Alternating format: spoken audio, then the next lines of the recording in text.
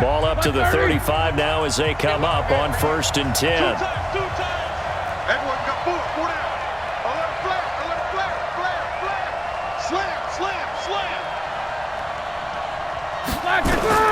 From the gun, it's Roethlisberger. Eagle pressure, too much this time. Down he goes. Nigel Bradham flying in and laying the lumber defensively. And so much for that great field position to start the game. Now they're way behind the sticks. Can't wait to see what their second down call is going to look like now. Jim, Nicholas, 66. Throwing on 2nd and long. Roethlisberger. Now he'll dump it underneath to his running back. Complete. And to the 36-yard line. Taken down there after getting 8 yards. I like it, I like it, I like it. Get everyone involved in the passing game, and you know you can create those great mismatches throwing it to your guys out of the backfield. And on the first drive, that can also help establish some rhythm, right? I think so, and gets everyone involved. They feel like they're part of it and really gets them amped up as they go forward. On 3rd down, Roethlisberger. And the throw there going to be incomplete. Nigel Bradham, the linebacker, right there on the coverage. So the defense able to get off the field here on 3rd down. And it's one of the goals of the game. They've got to be effective on passing downs. It's one of the few things defenses chart. How did we do on 3rd down? That's a nice start for them in this one.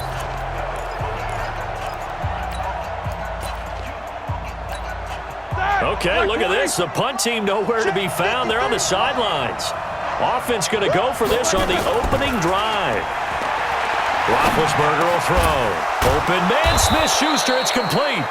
And he'll be brought down with the first down and a late flag here, too. And he may get a few more tacked on for good measure. Charles, did I just hear that right? They declined the personal foul. 3 yards, they just declined them. And I have to think that the official is thinking to himself, did I just hear that correctly, that you declined that one? All I can think of is that someone on the field got confused. Because it had to, because you're going to take the yards on that penalty each and every time. A lack of discipline defensively on 4th down, and now that leads to a 1st and 10. Connor on the toss play. And this one's going to go the wrong way. Losing yardage back at the 42. So a loss of 5, and it'll be 2nd down. An interesting and intriguing decision there defensively because they kept extra DBs on the field despite seeing the multiple tight end look that came out for the offense. I thought they were going to switch out of it. I didn't know if they felt they didn't have time or what the case was. Well, in any event, the extra speed. Into heavy traffic, and it's intercepted. Picked off by Avonte Maddox. And he's going to take this one back to the 37-yard line. Certainly not how they envisioned ending their opening drive here in the first quarter. Too many ones in this play. First quarter, first drive, first interception thrown. And that last one, that hurts. Into heavy traffic, and it's intercepted. Picked off at the 36. Certainly not the cleanest of starts to this football game. Back-to-back plays yield turnovers in this first quarter. So there's not much flow right now. A very choppy game. And I know this, it's a copycat league. We say it all the time about the NFL, but I'm not quite sure this is what they had in mind about something they wanted to emulate. No, you don't want to emulate a turnover. It's a pickup of 4, and it'll bring up 2nd down.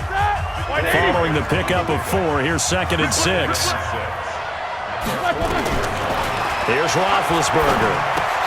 That's caught. The former USC Trojan, Xavier Grimble. That catch good for 5. It's 3rd down.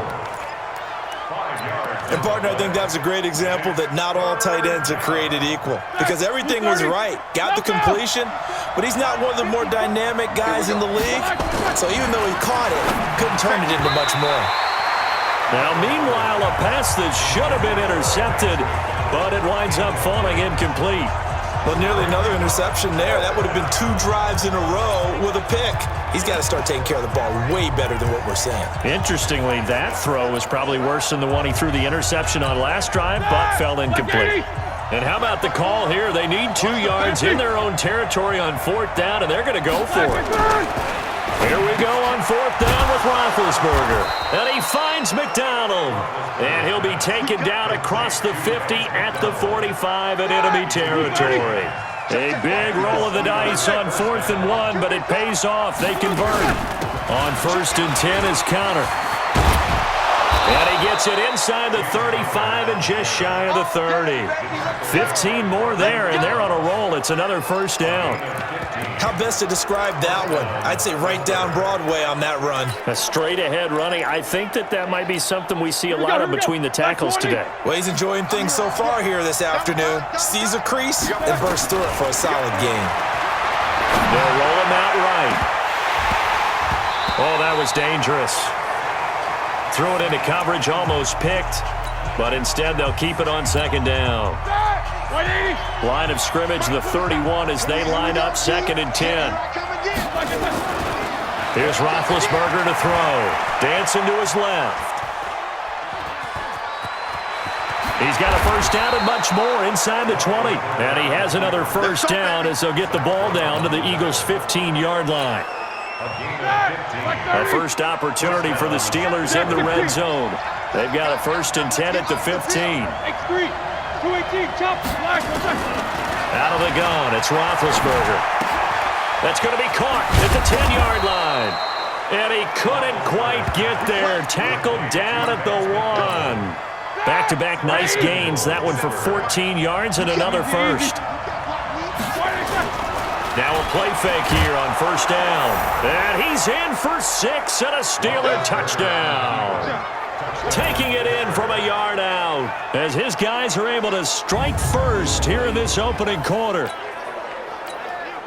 Now, let's not forget that was all set up by the 4th down conversion earlier in the drive. Would have been a complete letdown if the drive doesn't culminate this way, wouldn't it? If you're going to go for it on 4th down, your intention is to make sure you get a touchdown out of the drive, and that's exactly what they did.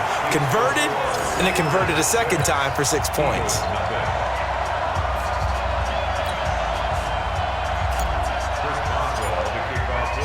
Now he's back out there to boom this one away, maybe with some frustration after the PAT miss. That's fielded in the end zone. And the decision to bring it out, a good one, as he's up a yard or two shy of the 30.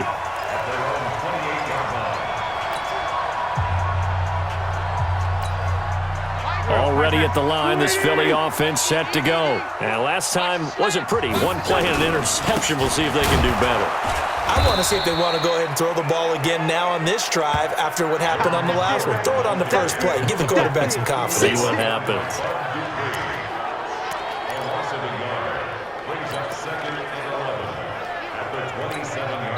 The 20. 6-0 our score after 1. Now 2nd quarter action from Philadelphia, and it's the Eagles in possession as they've got it 2nd down and 11.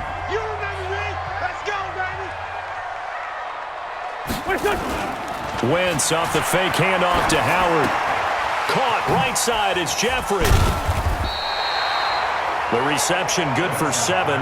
It's 3rd down. Alshon Jeffrey. It's a gain of 7. Makes it 3rd and 4.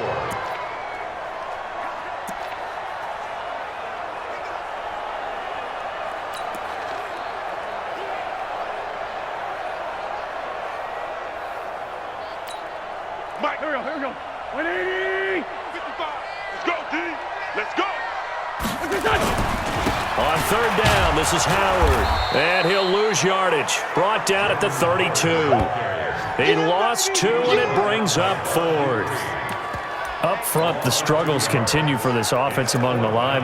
What can they do? Change the play calling? What? I think part of that, yes, changing some of the play calls, some screens, some draws, some misdirection.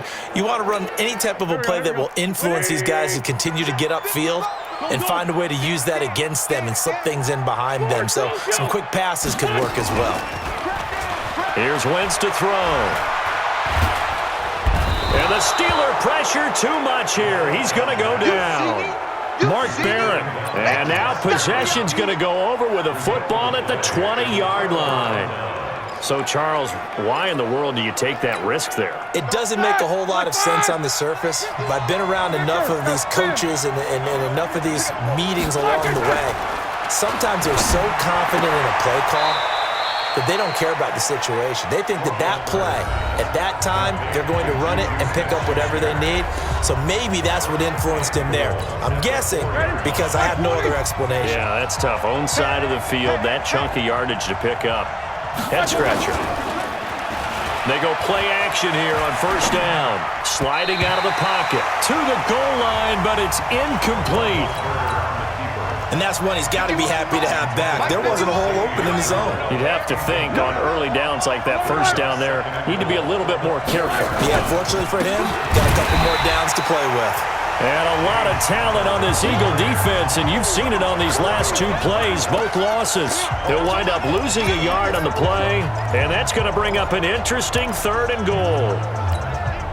His path became similar to almost running a stretch play, didn't it? Trying to find a crease, anywhere to put his foot in the ground and cut back. It just never materialized. Flushed out right. And caught in the end zone. Touchdown, Steelers. James Washington there to make the grab. And the Steelers, they broaden their lead.